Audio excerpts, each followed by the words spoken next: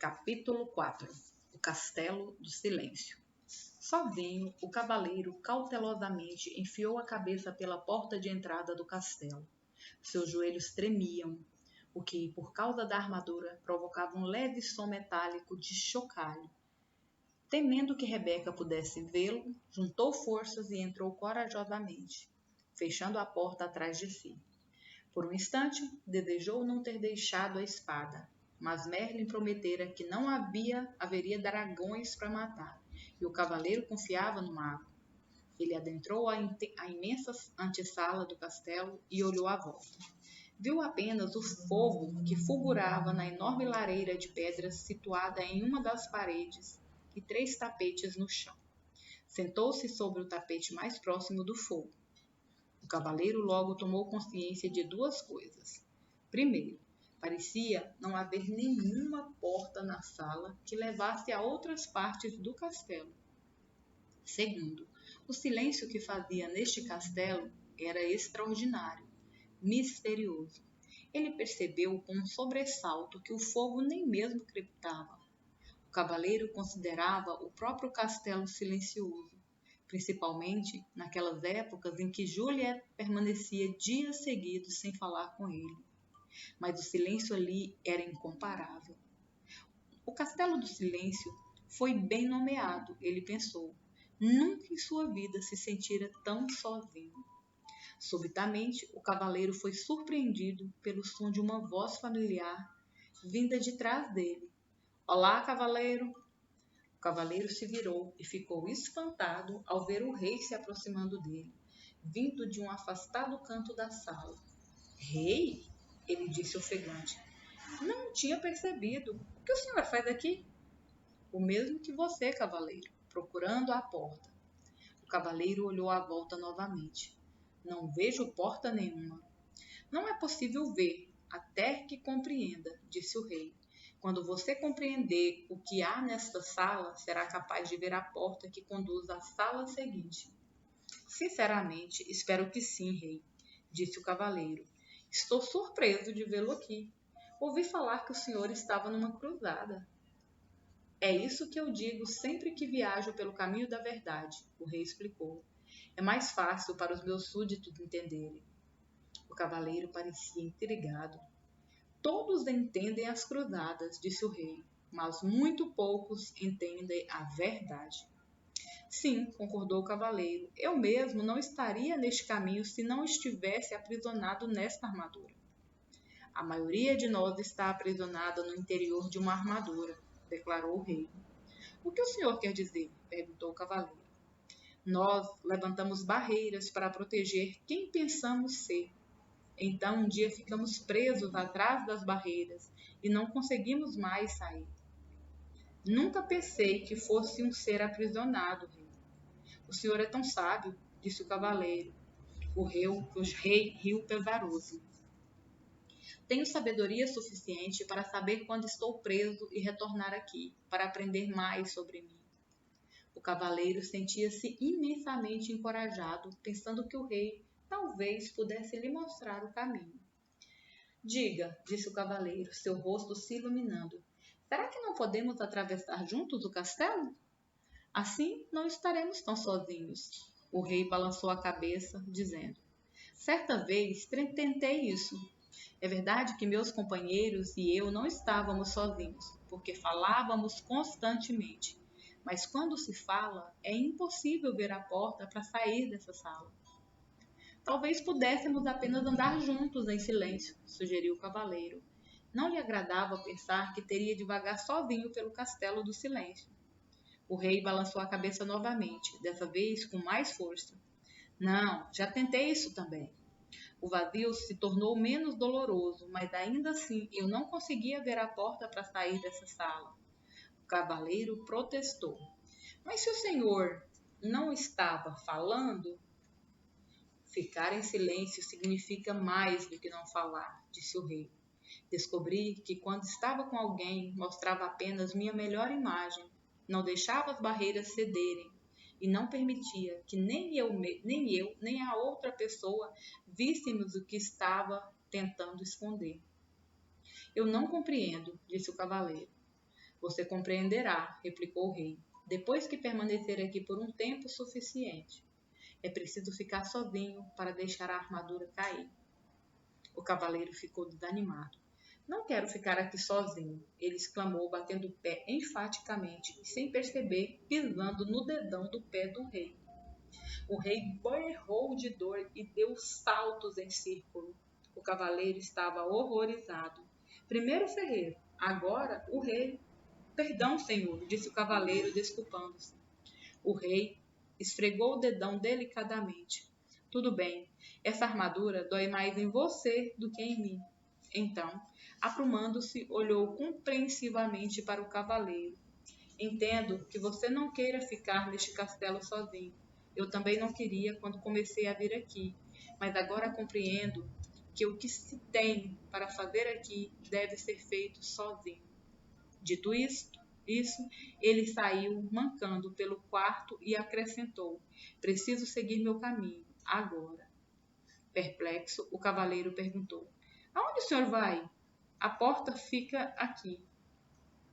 Esta porta é apenas uma entrada. A porta para a sala seguinte fica na parede afastada. Assim que você entrou, eu finalmente consegui vê-la, disse o rei. O que quer dizer com finalmente consegui vê-la? Não lembrava onde ela ficava das outras vezes em que esteve aqui? Perguntou o cavaleiro, pensando por que o rei se daria ao trabalho de continuar voltando. A viagem pelo caminho da verdade nunca termina. Cada vez que eu volto aqui, encontro novas portas, enquanto minha compreensão se expande. O rei assinou. Seja bom consigo, meu amigo. Espere, por favor, gritou o cavaleiro. O rei olhou de volta para ele compassivamente. O que é? O cavaleiro sabia muito bem que não conseguiria abalar a decisão do rei. Existe algum conselho que o senhor poderia me dar antes de ir embora? O rei pensou por um momento e disse em seguida: este é um novo tipo de cruzada para você, caro cavaleiro. Uma que requer mais coragem do que todas as outras batalhas que você conheceu antes.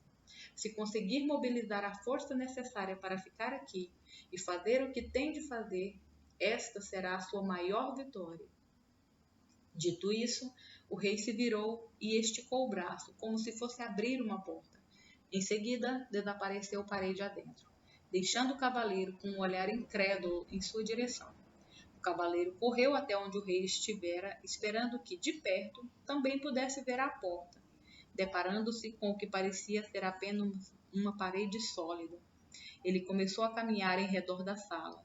Tudo o que podia ouvir era o som de sua armadura ecoando pelo castelo. Depois de algum tempo, sentiu-se deprimido como nunca antes em sua vida. Para se animar, cantarolou 2 estimulantes canções de batalhas. Estarei lá para pegá-la numa cruzada, meu amor. E, onde penduro meu elmo, é meu lar. Ele as cantou vezes e vezes seguidas. Conforme sentia sua voz ficando cansada, percebia que a quietude tornava seu canto inaudível, envolvendo-o num silêncio total e devastador. Somente então o cavaleiro pôde francamente admitir algo que nunca tinha reconhecido antes. Tinha medo de ficar sozinho. Naquele instante, ele viu uma porta na parede mais afastada da sala.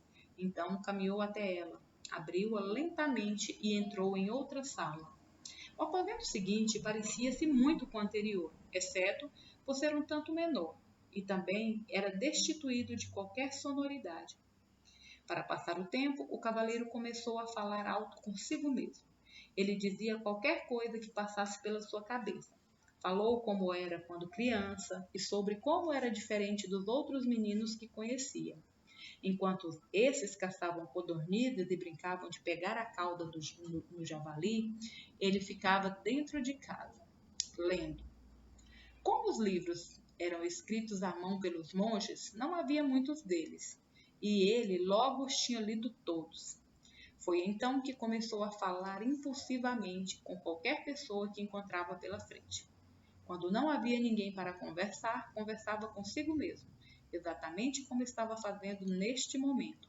Inesperadamente, pegou-se dizendo que tinha falado tanto a vida inteira para evitar se sentir sozinho. O cavaleiro refletiu intensamente sobre isso, até que o som de sua própria voz quebrou o silêncio desalentador. Acho que sempre tive medo de ficar sozinho. Quando disse essas palavras, uma outra porta apareceu. O cavaleiro a abriu e entrou na sala seguinte. Era menor do que a anterior. Ele sentou no chão e continuou a pensar. Logo, irrompeu em sua mente que, durante toda a sua vida, perdera tempo falando sobre o que tinha feito e o que iria fazer. Nunca desfrutara o que estava realmente acontecendo. E assim, uma outra porta apareceu. Ela conduzia a uma sala ainda menor do que as outras. Incentivado pelo progresso, o cavaleiro fez algo que nunca havia feito antes. Sentou-se tranquilo e ouviu o silêncio. Ocorreu-lhe que, na maior parte da sua vida, nunca tinha realmente ouvido alguém ou alguma coisa. O sussurro do vento, o tamborilar da chuva e o som da água nos córregos, com certeza, sempre estiveram presentes, mas ele nunca os ouvira de verdade. Também não ouvira Juliet quando ela tentava lhe dizer como se sentia, especialmente quando ela estava triste. Isso lembrava ao cavaleiro que ele estava triste também. De fato, uma das razões por que passara a deixar a armadura no corpo o tempo todo era que ela abafava o som da voz triste de Juliet. Tudo o que tinha de fazer era baixar a viseira, e com isso conseguia fazê-la se calar. Juliet devia se sentir muito solitária, falando com um homem revestido de aço. Tão sozinha quanto ele se sentia sentado nessa sala, que parecia um túmulo. Sua dor e sua solidão emergiram. Logo, sentiu também a dor e a solidão de Juliet. Anos a fio, ele a forçara a viver em um castelo de silêncio. Começou a chorar. O cavaleiro chorou durante tanto tempo que as lágrimas transbordaram dos orifícios de sua viseira e encharcaram o tapete onde se sentara. As lágrimas fluíram até a lareira e extinguiram o fogo. De fato, a sala inteira estava começando a inundar. E se, naquele momento, uma outra porta não tivesse surgido na parede, o cavaleiro poderia ter se afogado. Embora estivesse exausto por causa do dilúvio, ele forçou o caminho até a porta, abriu-a e entrou em uma sala que não era muito maior do que um estábulo onde uma vez abrigara seu cavalo. Por que será que essas salas vão se tornando cada vez menores? Ele se perguntou em voz alta. Uma voz respondeu: porque você está fechando o cerco sobre si mesmo. Assustado, o cavaleiro olhou à volta. Ele estava sozinho, ou pelo menos pensava que estava. Quem tinha falado?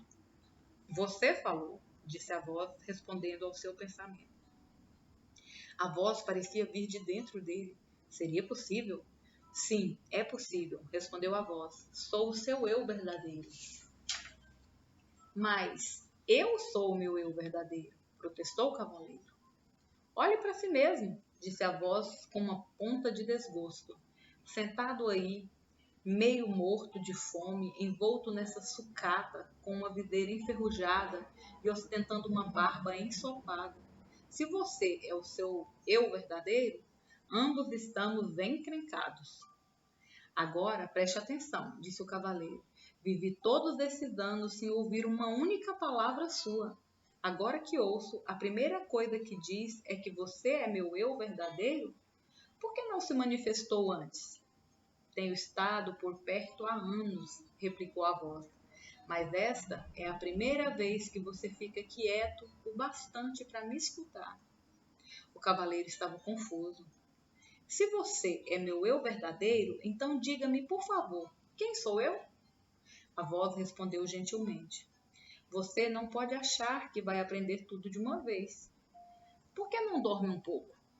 Está bem, disse o cavaleiro, mas antes de dormir quero saber como devo chamá-lo. Chamar-me? Perguntou a voz surpresa. Ora, eu sou você. Não posso chamar você de eu. Isso me deixaria confuso. Tudo bem, me chame de Sam. Por que Sam? Perguntou o cavaleiro. Por que não? Veio a resposta. Você deve conhecer Merlin, disse o cavaleiro, a cabeça começando a inclinar de sono. Então seus olhos se fecharam enquanto ele mergulhava num sono profundo e sossegado. Ao acordar, o cavaleiro não sabia onde estava. Estava apenas cônscio de si mesmo. O restante do mundo parecia ter desaparecido. Somente quando já estava plenamente desperto foi que percebeu que Esquilo e Rebeca estavam sentados sobre seu peito. Como vocês entraram aqui? Ele perguntou. Não estamos lá dentro, disse Esquilo sorrindo. Você está aqui fora, Rebeca arrulhou. O cavaleiro arregalou os olhos e colocou-se em posição sentada. Ele observou a paisagem admirado. Sem dúvida, ele estava no caminho da verdade, bem do outro lado do castelo do silêncio. Como foi que eu saí de lá? Ele perguntou. Rebeca respondeu. Da única maneira possível. Você concebeu a saída. A última coisa que lembro, disse o cavaleiro, era que estava falando com... Ele se deteve. Queria contar para Esquilo e Rebeca a respeito de Sam, mas não era fácil explicar. Além disso, tudo poderia não ter passado de imaginação. Havia muito sobre o que refletir. O cavaleiro esticou o braço para coçar a cabeça e precisou de algum tempo para perceber que, na verdade, estava coçando a própria pele. Ele levou ambas as manoplas da cabeça. O elmo havia desprendido. Tocou a face e sua longa barba descuidada. Esquilo! Rebeca! Ele gritou. Nós sabemos, eles disseram alegremente em uníssono. Você deve ter chorado novamente no castelo do silêncio. Chorei sim, confirmou o cavaleiro. Mas como é possível que um elmo inteiro se corroa da noite para o dia?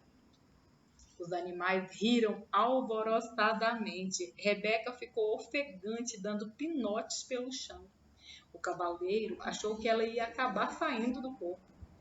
Exigiu que lhe contassem o que era assim tão engraçado. Esquilo foi o primeiro a recuperar o fôlego. Você não passou apenas uma noite no castelo.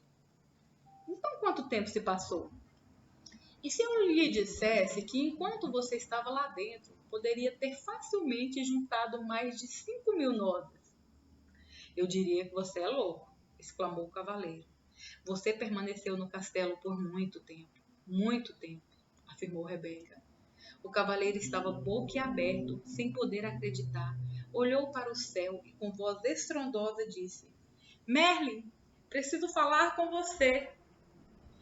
Como prometera, o mago apareceu imediatamente. Estava nu, exceto pela longa barba, e pingava de molhado.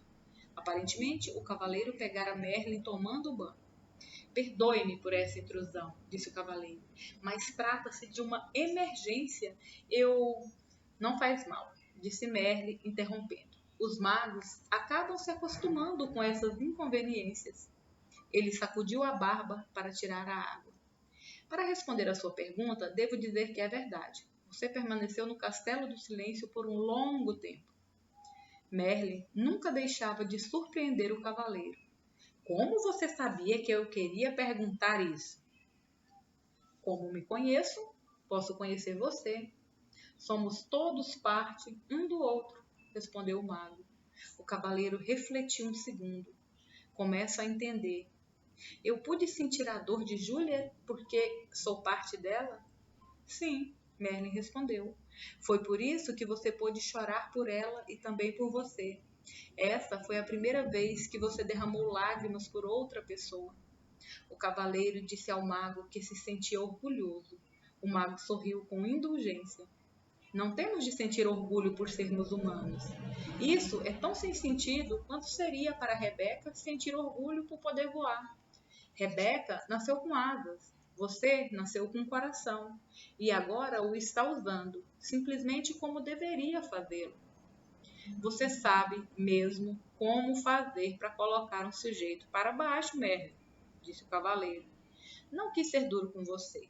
Você está indo muito bem. Caso contrário, nunca teria encontrado Sam. O cavaleiro sentiu-se aliviado. Então eu realmente o ouvi? Não foi apenas fruto da minha imaginação? Merlin achou graça. Não, Sam é real. Na verdade, um eu mais verdadeiro do que aquele que você tem chamado de eu durante todos esses anos. Você não está ficando maluco. apenas está começando a escutar o seu verdadeiro eu. Foi por isso que o tempo passou tão rapidamente, sem que você percebesse. Não compreendo, disse o cavaleiro. Você compreenderá depois que passar pelo castelo do conhecimento. Então, Merlin desapareceu antes que o cavaleiro pudesse fazer mais perguntas.